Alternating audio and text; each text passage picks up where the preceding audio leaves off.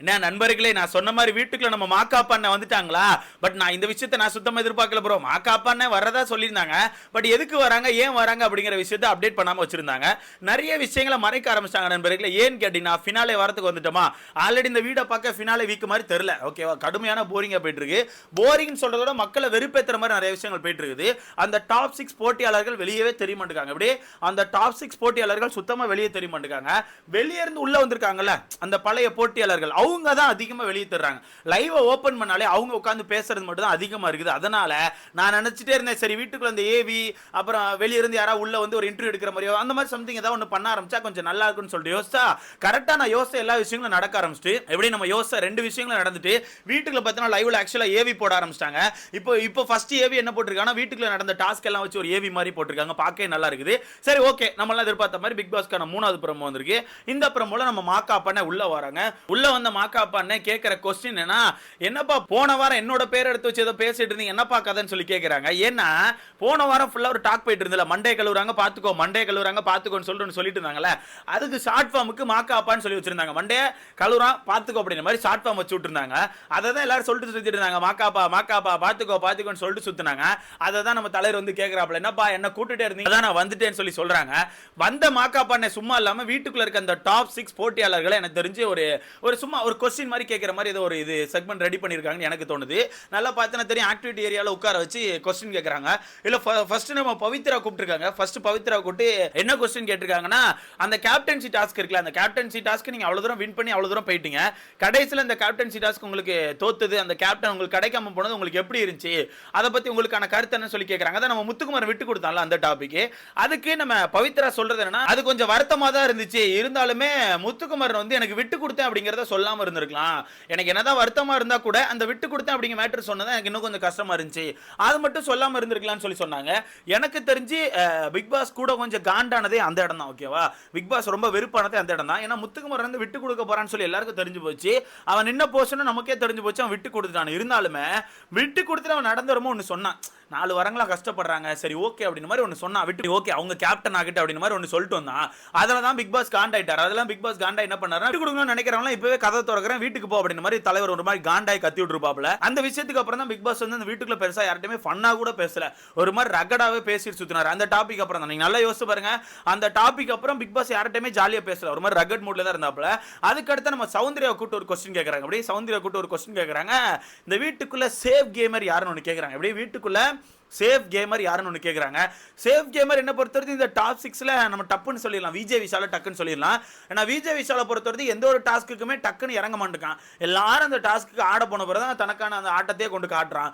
என்ன பொறுத்தவரைக்கும் இப்போ இந்த டாப் 6ல அப்படியே இந்த டாப் 6ல சேஃப் கேமர் யாருன்னு கேட்டா என்ன பொறுத்தவரைக்கும் நான் விஜய் விஷால சொல்லுவேன். பவித்ரா கூட அப்பப்போ இறங்கி ஆடுறாங்க.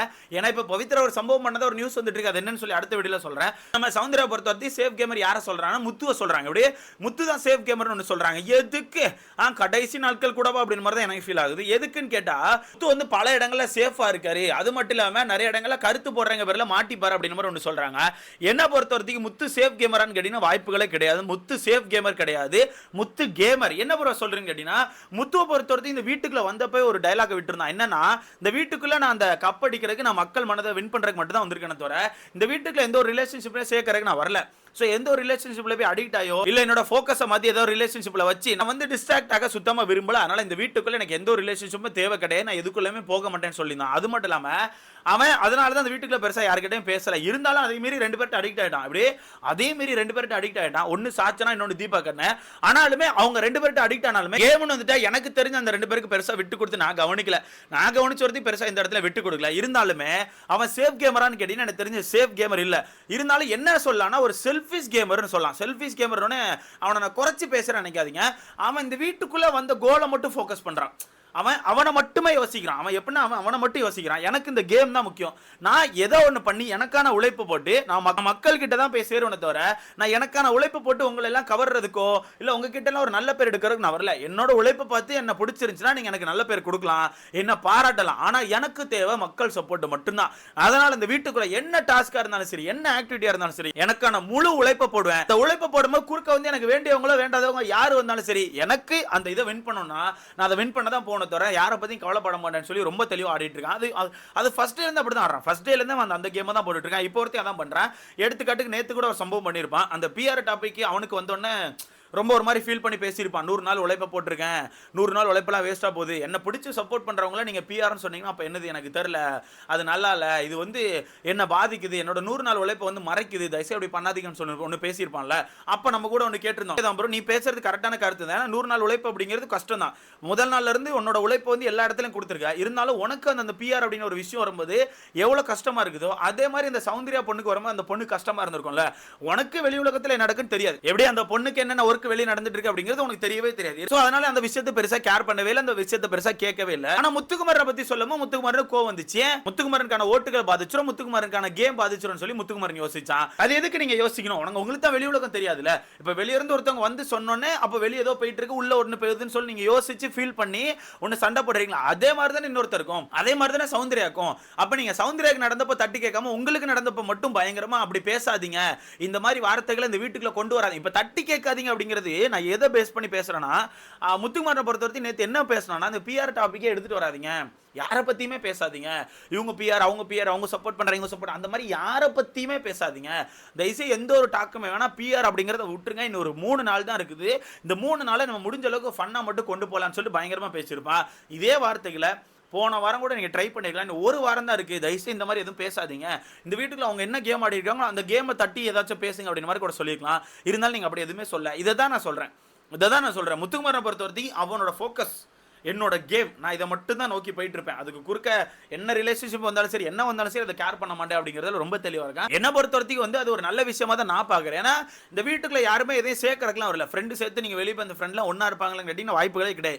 அந்த வகையில் முத்துக்குமார் வந்து 100% கரெக்ட் தான். ஏன்னா இந்த வீட்டுக்குள்ள நம்மளும் எத்தனை சீசன் பார்த்துருக்கோம், 7 சீசன் பார்த்து முடிச்சிருக்கோம், 8வது சீசன் பார்த்துட்டு இருக்கோம்.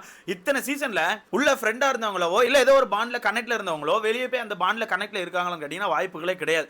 100ல 2 பேர் 3 பேர் மட்டும் தான் அந்த கனெக்ட்ல இருக்காங்களே தவிர பெருசா யாருமே கணக்குல இல்ல. ஓகேவா?